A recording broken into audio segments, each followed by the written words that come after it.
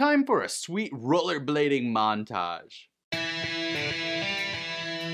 Welcome to Ranger Reviews, a web series we look at episodes of the TV show Power Rangers and then discuss them. Today we're exploring Mighty Morphin Power Rangers the movie. We begin this film with a slow scroll of text where a random woman's voice is explaining to us the story of the Power Rangers.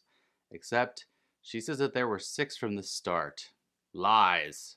Smash the title. We see an airplane flying, and inside, all of the Ranger teens are there, as well as Bulk and Skull. Aisha tells them to go ahead first, but obviously, the two are petrified. Kim then reminds them to put on their parachute packs. Damn it, Kim, we were almost rid of them. Whatever, it's time for them all to scream random things while jumping out into the sky. I don't think this is a thing that teenagers just do. After a lengthy freefall montage, they all hold hands like the nerds that they are before they start to deploy their parachutes. We find out this has to do with the Angel Grove jump-a-thon, which is raising money for the observatory. Also, Ryan's comet is just a few days away. We meet some stupid kid who tells his dad that he'll never be as cool as these color-coded teens. Speaking of which, the teens land.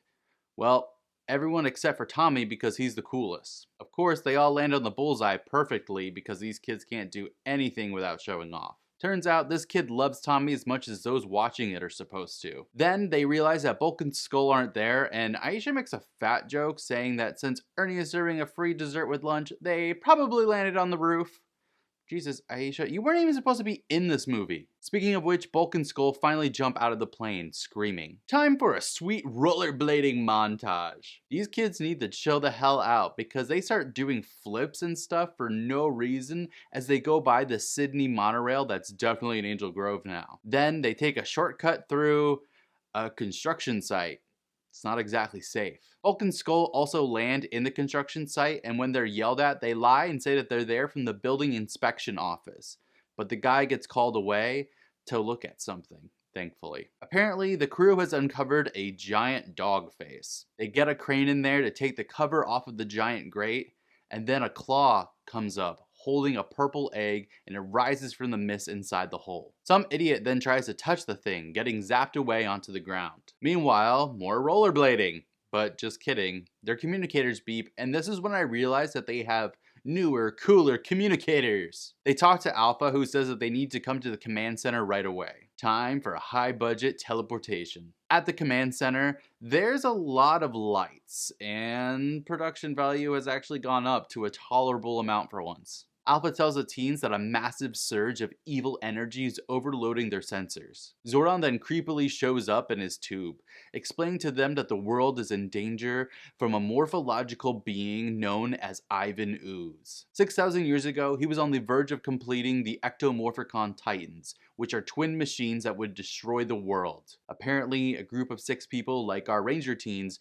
lured him into a hyperlocked chamber and sealed him away for good underground. Now, it's been uncovered. They need to make sure he doesn't escape because his cover is near the Ectomorphicons. Did I mention that we're only about 10 minutes into this damn movie? At the construction site at night, which is nice to see because Power Rangers rarely shoots at night, a guard is sleeping while the other walks by, shaking his head. Suddenly, Rita, Zed, Goldar, and some random pig named Mordant, who we've never seen before, appear, talking about how they're there for the egg. Rita and Zed are already arguing about it when the guards try talking to each other about it, and then Zed just zaps them unconscious. Then Zed zaps the egg, which causes the fingers of the fist to unclench, opening it up to show a pool of purple goo. Rita puts her finger in, mad that Zed has wasted her time looking for this crap. Then the goo grows out of the egg, forming into our lead villain for this film, Ivan Ooze. He introduces himself to the others, and Zed asks if he's ever heard of Zordon of Eltar, to which Ivan reacts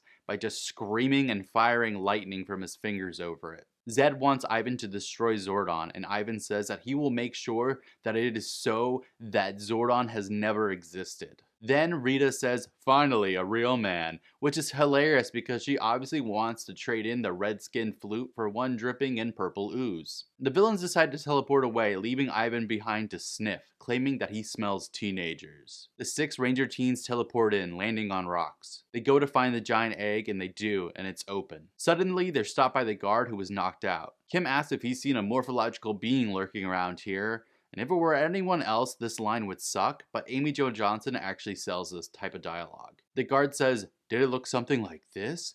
turning into Ivan Ooze. Part of me really wants Tommy or Rocky to go, yeah, actually, do you know where we can find him? Ivan introduces himself to them, but Rocky tells him to shove off while Kimberly calls him Mr. Raisin Head. Tommy then says that they're the Power Rangers, and Ivan Ooze says that Zordon is still getting kids to do his dirty work. Well, meet his kids.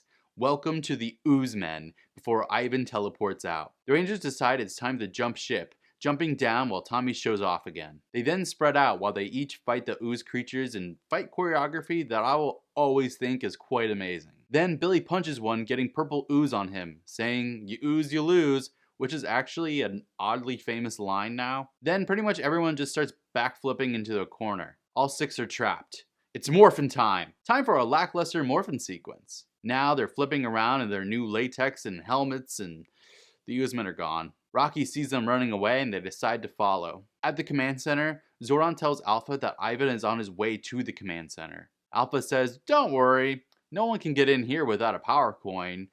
But then purple goo is seeping through the door. Turns out that's just something that Ivan can do. Now he's in the place and Alpha attempts to punch him, but Ivan just zaps him. Zordon and him talk crap to one another a bit about everything that's happened, and Ivan takes out a flute and he plays it and uses it almost like a magic wand to zap everything, saying that he's mad that he missed out on things such as the Brady Bunch reunion. I don't know if I'm supposed to be scared or to laugh. I'm kind of confused. In some giant ass warehouse, the 6 Rangers walk around looking for the Ooze Men, but nothing so far. They need light, so Aisha just turns on her helmet, I guess. Rocky activates his power scope looking for them, and he finally sees them, and this is when we can barely notice that Adam has something on the side of his helmet that helps him hear better, clearly. The Rangers are ambushed by the Ooze Men, getting truly manhandled on both sides. Then Tommy kicks one into a wall, exploding it into ooze. Turns out, that's a thing. Aisha does it too, and it's kind of disturbing seeing these dudes just explode into goo. Rocky and Adam both kick one in the head,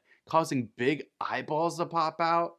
What is happening? Also, Billy pulls out his Stega Stinger, which he uses to come back up to the Ooze Men. Also, Kimberly has a pterodactyl thunder whip.